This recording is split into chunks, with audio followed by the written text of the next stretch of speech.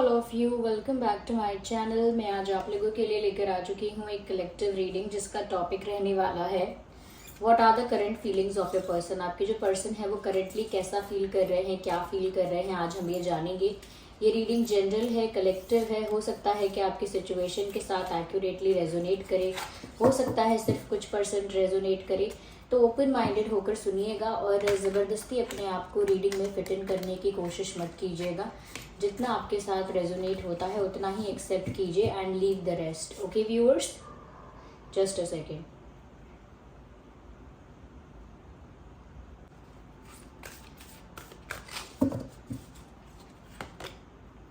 Door to spirit, angel of balance and door to value, anxiety. ये cards unfold हुए हैं viewers. चलिए इनको अरेंज करते हैं सबसे पहले।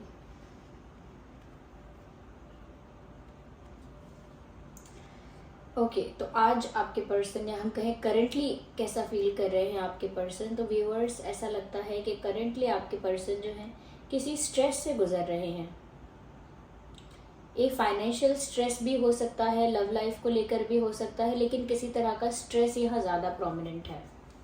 स्ट्रेस ज़्यादा दिख रहा है और कहीं ना कहीं कुछ लैक कर रहे हैं अपनी लाइफ में, जिसको समझने की कोशिश कर रहे हैं कि क्या कमी रह गई है, क्योंकि उनको अपनी लाइफ में कुछ मिसिंग लगता है। और अब ऐसा लगता है कि अब वो ढूंढ रहे हैं कि वो क्या मिसिंग है, what is missing in their life. और वो मिसिंग भी ऐसा लगता है कि जैसे उनको समझ में आ ही गया कि उनकी लाइफ में खुशी या कह सकते हैं कि एक सेटिस्फैक्शन, एक इमोशनल फुलफिलमेंट इसीलिए भी नहीं है क्योंकि उनकी लाइफ में उन्होंने अपनी जो रेस्ट ऑफ द लाइफ है और जो लव लाइफ है उसमें बैलेंस मेंटेन करके नहीं रखा है। ज़्यादा स्ट्रेस लेते हैं तो लव लाइफ का लेते हैं, नहीं तो ज़्यादा फोकस करने लगते हैं तो करियर पर या दूसरी चीज़ों पर ज़्यादा फोकस करने लगते हैं। ज़्यादा अटेंशन या तो यहाँ देते हैं या वहाँ देते हैं दूसरी चीज़ों में। तो इनका ना बैलेंस अच्छा नहीं है। ये जानते हैं कि ये प्रॉपर बैलेंस जो मेंटेन करना चाहिए दोनों ही चीज़ों में, चाहे प्रोफेशन हो, लव हो, फैमिली हो, व्हाटएवर इट इज़, एक बैलेंस मेंटेन होना ही चाहिए। एंड दे नो कि वो बैलेंस मेंटेन नहीं कर पा रहे और करंटली ना काफ़ी घबराहट उनको होती है, जैसे घुटन का होना या थोड़ा बहुत एंजाइटी फील होना या स्ट्रेस ज़्यादा होना, सर दर्द होना, हेडेक होना, या कहीं ना कहीं सोच में डूबे रहना, बस सोचते ही रहना, सोचते ही रहना। तो इस तरह के कुछ पैटर्न्स ना इनके नज़र आ रहे हैं और वो आजकल ज़्यादा नज़र आ रहे हैं। और करंटली ये एनर्जी भी उनकी है, एक स्ट्रेसफुल एनर्जी है, एक हैवी एनर्जी है। बिल्कुल मैं ये नहीं कह सकती कि लाइट और हैप्पी और वाइब्रेंट एनर्जी है, कहीं से भी नहीं है। और वो समझने की कोशिश कर रहे हैं कि उनकी लाइफ में क्या कमी रह गई है और वो समझ में आया है उन्हें कि बैलेंस नहीं है उनकी लाइफ में। या तो ये काम ज़्यादा हो रहा है या वो काम ज़्यादा हो रहा है, सब कुछ एक्सट्रीम पर हो रहा है। प्यार हो रहा है तो एक्सट्रीम पर हो रहा है, बाकी सारी चीज़ों का ध्यान नहीं है। अगर बाकी सारी चीज़ों में ध्यान है तो फिर प्यार पर ध्यान नहीं है। So there is lack of balance, I would say, and now they know it. अब उनको लेकिन ये बात समझ में आ रही है। साथ ही साथ वो जिस भी दूसरी सिचुएशन में स्टक हैं या जिस भी दूसरी चीज़ की टेंशन ले रहे हैं, जिस भी दूसरी चीज़ का स्ट्रेस या टेंशन है, वो वहाँ से उस बर्डन से फ्री होना चाहते हैं लेकिन नहीं हो सकते। They want to be free, वो आज़ाद होना चाहते हैं, फ्री होना चाहते हैं उस दूसरी चीज़ से या उस दूसरी चीज़ की वजह से उनको जो स्ट्रेस हो रहा है उस स्ट्रेस से फ्री होना चाहते हैं। लेकिन एक तरह की फ्रीडम के लिए एक डेस्परेशन दिख रहा है, एक अर्ज दिख रही है टू बी फ्री। क्योंकि यहाँ पर एक फाइनेंशियल स्ट्रेस मुझे लग रहा है जो कि इनको काफ़ी दिन से है, फाइनेंसेस को लेकर या फैमिली को लेकर। फैमिली या फाइनेंसेस या दोनों कनेक्टेड हो सकते हैं, फैमिली का कोई फाइनेंशियल इशू, लेकिन दोनों चीज़ें कहीं ना कहीं इनको ज़्यादा स्ट्रेस दे रही हैं। और लेकिन ये स्ट्रेस ना थोड़े समय का ही है ऐसा लगता है, क्योंकि फाइनेंशियली तो ये स्टेबल होने वाले हैं या फाइनेंशियली ग्रोथ तो होने वाली है, दैट्स अ गुड न्यूज़। तो उनका स्ट्रेस कम होने भी लगा है या होने लगेगा बहुत जल्द, क्योंकि जैसे ही इनका फाइनेंशियल स्ट्रेस या फाइनेंशियल जो बर्डन है वो धीरे धीरे रिलीज होगा, वैसे वैसे ये इंसान ज़्यादा फ्री फील करेगा, ज़्यादा ओपन, ज़्यादा रिलैक्स्ड फील करेगा, ज़्यादा लाइट फील करेगा। क्योंकि अभी ये इंसान इतना लाइट फील नहीं कर रहे हैं जितना कि करना चाहिए। या तो क्योंकि बैलेंस नहीं है और अब ये सोच रहे हैं कि ये अपनी लव लाइफ में और रेस्ट ऑफ द लाइफ में बैलेंस मेंटेन करके चलेंगे, दोनों चीज़ों में अपना इक्वल या रिक्वायर्ड अटेंशन जो है वो देंगे। और जैसे ही उनका ये कोई बर्डन है, फाइनेंशियल या फैमिली रिलेटेड कोई प्रॉब्लम है, वो बर्डन है, जैसे ही वो इशू रिजॉल्व होता है, वो बर्डन रिलीज होता है या वो बर्डन रिमूव होता है, वैसे ही ये एकदम लाइट और रिलैक्स फील करेंगे। किसी टेंशन की वजह से ही इतना हैवी फील कर रहे हैं और इनको बहुत इच्छा है कि ये फ्री हो जाए उस सिचुएशन से। ओके, चलिए मैं और ज़्यादा क्लैरिफाई करती हूँ आगे। Just a second.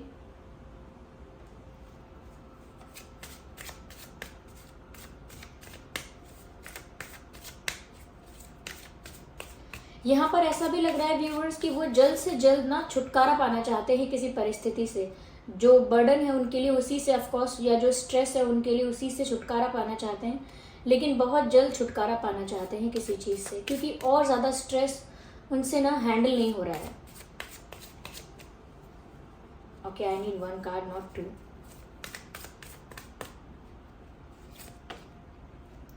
कहीं ना कहीं बहुत स्मार्टली प्ले करने की कोशिश कर रहे हैं कि कोई ऐसा डिसीजन ले लें या अचानक से कोई ऐसा एक्शन ले लें जो उनके फेवर में हो, उनका काम बन जाए, प्रॉब्लम भी सॉल्व हो जाए, टेंशन भी रिलीज हो जाए और वो दोनों तरफ बैलेंस मेंटेन करने में सक्सेसफुल हो जाए। तो एक स्मार्ट एक्शन लेने के बारे में सोच ज़रूर रहे हैं ये, जो एक्शन इनके भी फेवर में हो और इनकी लव लाइफ के फेवर में भी हो। व्यूअर्स, शायद ये इंसान ना आपको इक्वल टाइम नहीं दे पाए हैं, या जितना आपने इनके लिए किया है ये उतना आपके लिए नहीं कर पाए हैं, चाहे एफर्ट हो या चाहे इमोशनल इन्वेस्टमेंट हो या टाइम देना हो, ये शायद उतना नहीं कर पाए हैं आपके लिए। और इसी वजह से ये सोचते हैं ऐसा कि बैलेंस नहीं है, ये इक्वली आपको वो चीज़ें नहीं प्रोवाइड करते जो आप करते हो। तो इक्वल गिव एंड टेक नहीं है, ये बात इनको पता है और ये चाहते हैं, ये अच्छी बात है कि ये चाहते हैं कि आप दोनों के बीच इक्वल गिव एंड टेक होना चाहिए। They want that. वो चाहते हैं कि आप लोगों के बीच में equal exchange, equal give and take और इक्वल इन्वेस्टमेंट होनी चाहिए, चाहे इमोशंस हो या एनर्जी हो या टाइम हो, इक्वली इन्वेस्ट होना चाहिए। So they know what the problem is. उनको पता है कि प्रॉब्लम कहाँ है और क्या है,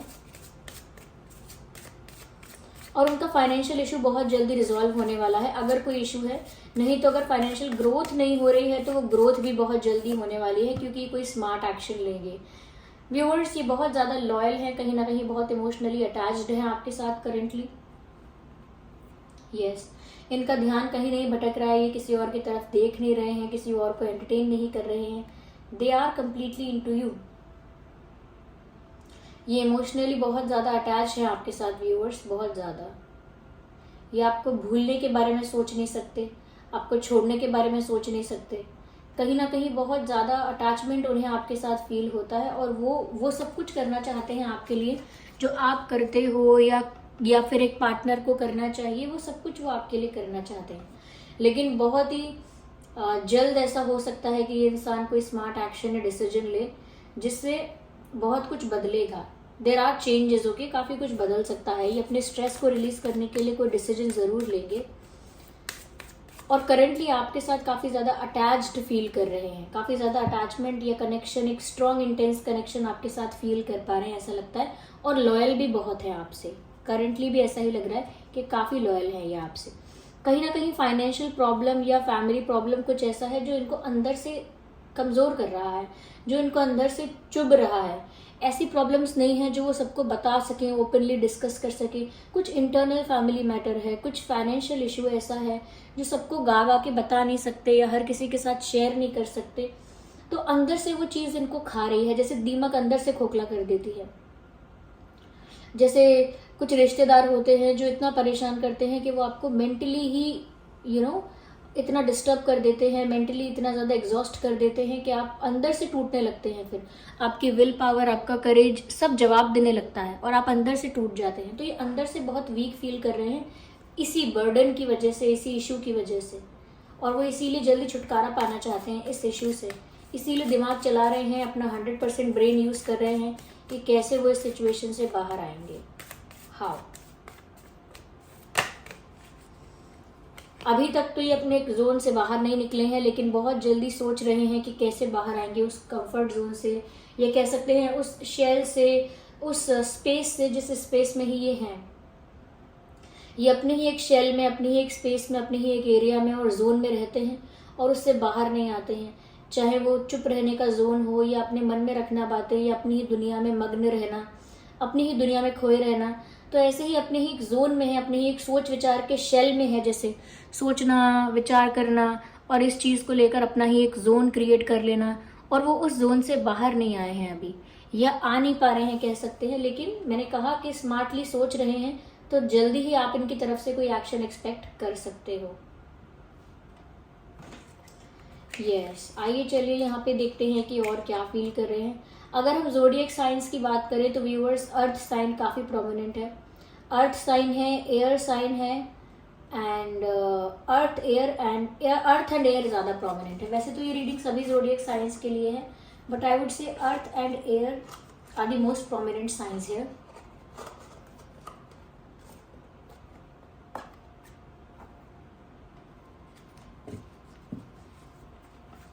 चलिए तो देखते हैं कि और क्या फील कर रहे हैं आपके लिए, कैसा फील कर रहे हैं करंटली आपके लिए ये। आइए देखते हैं।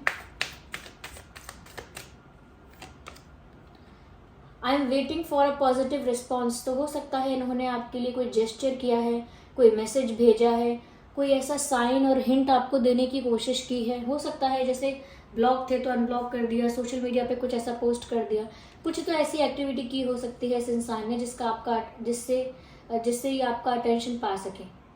कुछ तो ऐसी एक्टिविटी इन्होंने की है, कोई जेस्चर हो सकता है, कोई एक्शन हो सकता है, कोई ऐसी सोशल मीडिया पर एक्टिविटी हो सकती है जिसके बाद ही पॉजिटिव रिस्पॉन्स एक्सपेक्ट कर रहे हैं आपकी तरफ से।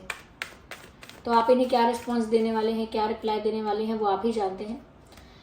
आई apologise for whatever wrong I did. इन्होंने जो भी गलत किया उसके लिए माफ़ी भी मांगना चाहते हैं। तो कहीं ना कहीं एक गिल्टी फील कर रहे हैं, ऐसा लगता है गिल्ट फील कर रहे हैं, अपने किए पर पछतावा है, रिग्रेट यहाँ पर नज़र आ रहा है, और एक अपॉलोजी है व्यूअर्स। कहीं ना कहीं they are asking for forgiveness. ये आपसे माफ़ी मांग रहे हैं और चाहते हैं, एक्सपेक्ट करते हैं कि आप उन्हें माफ़ कर दें, या they expect you to forgive them. क्योंकि इनको इस बात का रियलाइजेशन है कि इन्होंने जो भी किया, जो गलत किया, एटलीस्ट उसका रियलाइजेशन है और उस पर रिग्रेट भी है। अगर इन्होंने कुछ गलत किया है, जैसे बैलेंस मेंटेन करके नहीं रखा, प्रॉपर गिव एंड टेक नहीं किया, जो आप डिजर्व करते थे वो सब चीज़ें आपको प्रोवाइड नहीं की, तो ऐसा लगता है कि ये उसके लिए माफ़ी भी मांग रहे हैं, क्योंकि इनको वो बात रियलाइज हो गई है। You deserve better than me. Viewers, कहीं ना कहीं इन्होंने आपको शायद इस लेवल पर हर्ट किया है कि ये अपने आप से ये बात रियलाइज़ करके कह रहे हैं कि I think you deserve better than me. शायद मेरे जैसा इंसान आपके लायक नहीं है, शायद मेरे जैसा इंसान आपको डिज़र्व नहीं करता, आप कुछ बेटर डिज़र्व करते हो।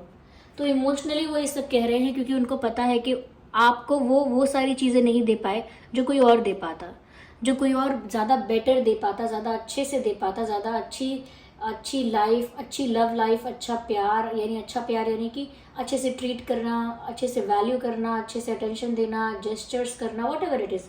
वो जो भी चीज़ें हैं जो कोई और कर पाता, वो ये नहीं कर पा रहे हैं। तो कहीं ना कहीं ये आपको डिज़र्व नहीं करते हैं, और ये उस प्यार के लायक नहीं है जो प्यार आप इनको देते हो। ये ऐसा फील कर रहे हैं करंटली व्यूअर्स। इतना ज़्यादा अंडर एस्टिमेटेड और अंडर कॉन्फिडेंट ये इंसान करंटली फील कर रहा है, ऐसा लगता है। Let's take one more card from this deck only. तो ये यू डिज़र्व बेटर कोई लिटरली नहीं कह रहे हैं यू डिज़र्व बेटर, ये व्यंग में कह रहे हैं या एक गिल्ट में कह रहे हैं यू डिज़र्व बेटर। लिटरली मत लीजिएगा इसको कि वो कहना चाहते हैं कि किसी और को ढूंढ लो आप। ऐसा नहीं है।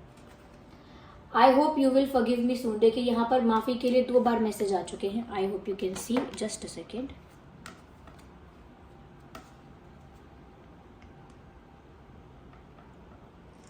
माफ़ी के लिए 2 बार मैसेज आ चुके हैं। एक है I apologise for whatever wrong I did, and I hope you will forgive me soon. तो मैं आपसे माफ़ी मांगता हूँ और आशा करता हूँ या करती हूँ कि आप मुझे जल्दी ही माफ़ कर देंगे। व्यूअर्स, आप इनको जल्द से जल्द फॉरगिव कर दीजिए, क्योंकि ये इंसान दिल से माफ़ी मांग रहे हैं, ऐसा लगता है। क्योंकि 2 बार फॉरगिवनेस के लिए और अपोलॉजी के लिए कार्ड आ गया है, तो आप इन्हें माफ़ कर दीजिए, या फिर ये आपसे माफ़ी मांगने आ भी सकते हैं। ठीक है, या फिर इन्होंने जो भी आपके लिए एक्टिविटी की है या जो भी एक्टिविटी कर रहे हैं, चाहे अटेंशन पाने के लिए कर रहे हैं, तो आप वहाँ पर पॉजिटिव रिस्पॉन्स देकर भी एक तरह से माफ़ कर सकते हैं इनको, कि आपके बिहेवियर से इनको पता लग जाएगा कि आपने इनको माफ़ कर दिया है, समथिंग लाइक दैट। ओके, आइए चलिए आगे देखते हैं हम। यहाँ पर कुछ अल्फ़ाबेट्स भी हैं।